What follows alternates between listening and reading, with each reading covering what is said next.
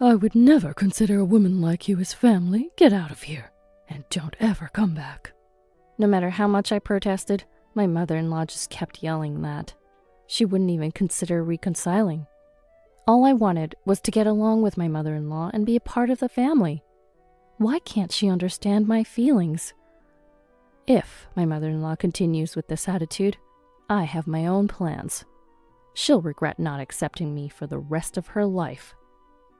My name is Abby, a 30-year-old housewife.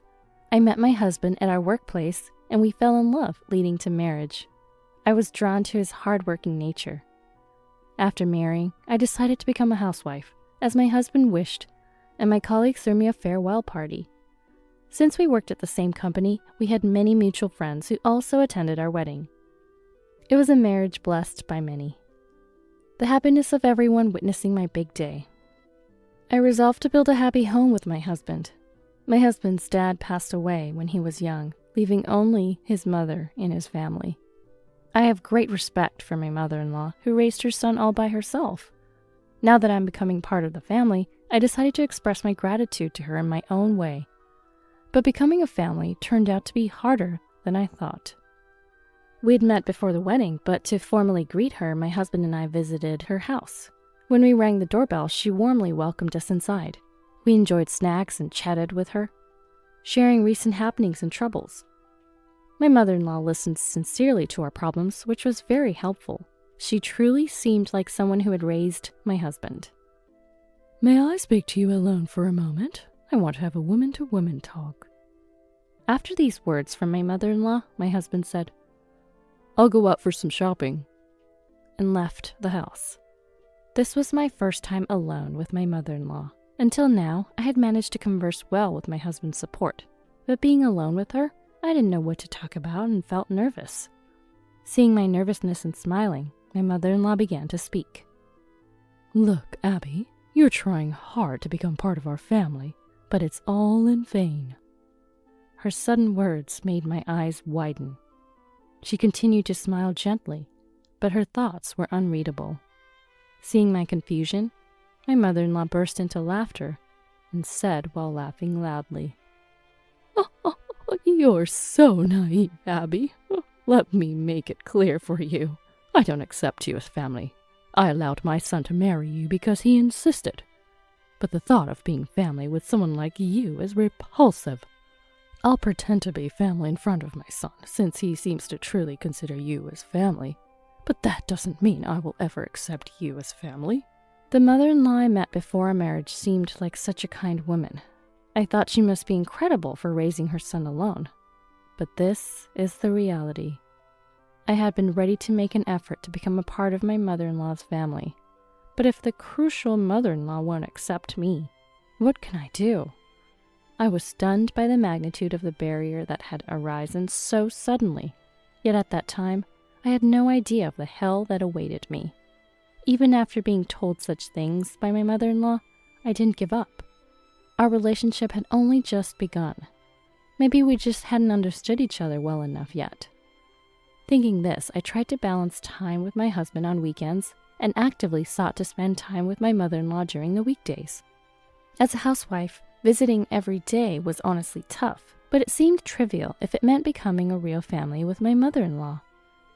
I would finish my household chores perfectly and then help with chores at her house. I was always good at cooking, so I often prepared meals for my mother-in-law. At first, she would say, "Not bad," and eat what I made. But as I continued to cook daily, her attitude began to change. One day, I served my mother-in-law a cream stew. My mom was very particular about the taste of her cooking, so I was proud of this dish, modeled after hers. As usual, my mother-in-law started eating with a dissatisfied look on her face. But her usual reaction was absent. Worried, I approached her and she grabbed the stew plate and threw its contents at me. The heat and pain struck me all at once. I rushed to the kitchen to cool the burn, and my mother-in-law laughed at me just like that day. "Coming here every day, you're really shameless. Were you trying to win my favor? Let me tell you, my mind will never change. I won't accept you as family, no matter how delicious your cooking is. And today's stew was even worse than usual. Your cooking isn't very good to begin with, but today's was just awful. If you're going to serve something like this, don't come to my house anymore." The heat, the pain, and my mother-in-law's scolding. Overwhelmed by everything, my mind went blank. What should I have done? What could I have done? Watching me lost and confused, my mother-in-law sneered. She didn't offer a hand, just laughed at my disgrace. All I wanted was to build a relationship with my mother-in-law. All I wanted was to become a part of her family. Is such a small wish too much for me to hope for? The way forward seemed obscured by fog. I didn't know what to do anymore, but I still couldn't give up.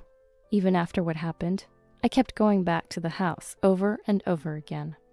Each time, my mother-in-law would hurl vulgar insults at me, but I became used to it after a while. I apologized repeatedly, expressed my feelings, and did as much housework as possible in hopes of being accepted. The new routines that had become normal since getting married were unbearably hard without a visible goal in sight, yet I couldn't give up.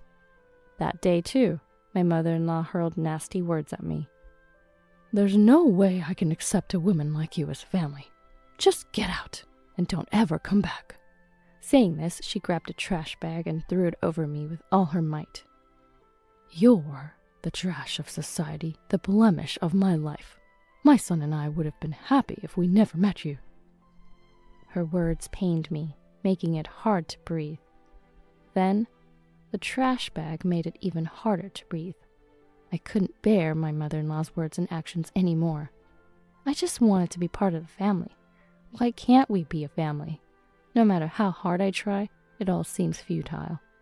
Maybe no matter how hard I try, it's all in vain. Maybe all my efforts have been a waste.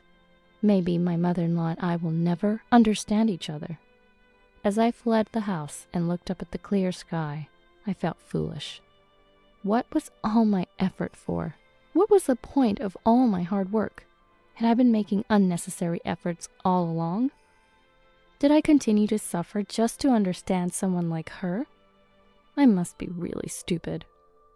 Anger welled up in me towards my mother-in-law, who used my feelings and said whatever she wanted. My mother-in-law, who disregarded my feelings and used me for her stress relief. I felt I had to make her suffer to vindicate all my past efforts. Fueled by anger, I ran home. Just as I got there, my phone rang insistently. I didn't recognize the number but answered anyway. It was from a major hospital. Apparently, my mother-in-law had been taken there by an ambulance. Confused, I asked what happened. After I left, my mother-in-law had gone on a rampage in her anger, fell and hit her head. A neighbor heard the noise and called for help, finding her unconscious. "Sorry to ask, but can you come to the hospital immediately?" the paramedics requested. I replied as if it were obvious. "I'm sorry, but I can't come. That person is not my family. I'll let her son know to go there later." The paramedics sounded hesitant, but I ignored it and hung up. Normally, a wife would rush to the hospital, but my mother-in-law stubbornly refused to accept me as family. I did my best to become part of my mother-in-law's family. But if she herself rejects me and refuses to share the same space, then the best thing I can do for her is to stay away. It's a bit of sophistry, but it's my small act of revenge. The thought of my mother-in-law suffering made my heart race. Later, only my husband went to the hospital after work. The doctor said that my mother-in-law's fall caused brain damage, leaving her in need of care. She can communicate, but can't move her body. "Abby, please help me," my mother-in-law begged over the phone. I retorted, "Who would care for someone who isn't family?" My mother-in-law fell silent. My husband was unaware of everything, so I secretly played him all the recordings of my conversations with my mother-in-law. He apologized for not realizing sooner and decided to put her in a care facility. "I'm really sorry for not knowing. I'll make Mom reflect on her actions. You don't have to care for her. Let the staff handle everything. I'll pay for it." I quietly accepted his offer. My husband kept apologizing for not noticing or trying to notice, but since he was always a family man and helped with household chores, I accepted his apologies. "I don't want to care for someone who's not my family. Do you think I'm terrible for that?" I asked him. He answered with his usual gentle expression. "No, I don't. It's impossible to dedicate yourself to someone who isn't family." I felt relieved by my husband's words. Honestly, I don't have many good memories with my mother-in-law, but meeting this man was undoubtedly a blessing for me. What are you thinking? Not even willing to take care of your mother-in-law? One weekday, having stopped visiting the in-laws' house, I was enjoying a relaxed afternoon when the phone rang. It was my mother-in-law calling. As soon as I answered, she started yelling without any greeting, calling me a failure and heartless. Are you saying, Chloe, that you would care for someone who isn't family? At my words, my mother-in-law became even more furious and started to rant. She must still be in the hospital. Her behavior was extremely bothersome to other patients. My mother-in-law seems can only cause trouble no matter where she is. I sighed in exasperation. I'm sorry, but we've already discussed this with your son. The decision is final, so please give up. Trying to change it now is futile. We're not family, so I cannot help, Chloe. My mother-in-law kept yelling until the end, but I ignored it all and hung up. I could hear a nurse scolding her on the other end. My mother-in-law is just a person who always causes trouble, a human waste. She deserves the appropriate response. Then, my mother-in-law was discharged and, as previously arranged with my husband, admitted to a care facility. I went to see my mother-in-law on the day of her discharge, but as soon as she saw me, she yelled, "You thief!" My husband sighed upon seeing my mother-in-law's behavior. He must have realized the gravity of the situation, having only heard about it before. I received another apology from my husband, but knowing that I no longer needed to accumulate stress from my mother-in-law made me grateful to him. It seems my mother-in-law is causing a ruckus at the care facility too. She hurls abuse at other residents and complains to the staff. She's treated as a problematic person there and might be forcibly evicted soon. My husband is looking for a cheaper care facility in preparation for that time. Having such a troublesome mother, my husband seemed to have a hard time, so I also helped him search. As expected, my mother-in-law was forcibly evicted from the care facility, and my husband placed her in a lower-ranked one. She had been in a well-equipped place before, but now she's in a gloomy facility in the countryside.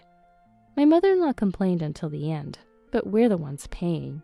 She should be grateful to be cared for at all, but I doubt my mother-in-law can be grateful for anything. One peaceful day, I received a call from my mother-in-law. Just hearing her voice, I could tell she was at her limit. Please, let's start over. I truly regret my attitude towards you. You are my precious family. Let's start over as a family. I feel it's not too late. My mother-in-law's voice was subdued, and I could tell her current environment was harsh. But the treatment I received from her was much worse. I tried so many times, and it was all wasted. One apology can't just erase all that resentment. I can never accept you as family, Chloe, so please give up. With that, I hung up. I even set my phone to block her calls. Her and I are not family.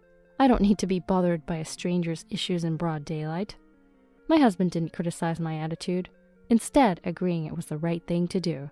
He apologized for not realizing earlier and is making an effort for us to get through this as a couple. I took away someone very important to my husband. That's why I want to do my best for him. I want to figure out what I should do for his happiness. To be happy together, I'm willing to do whatever it takes.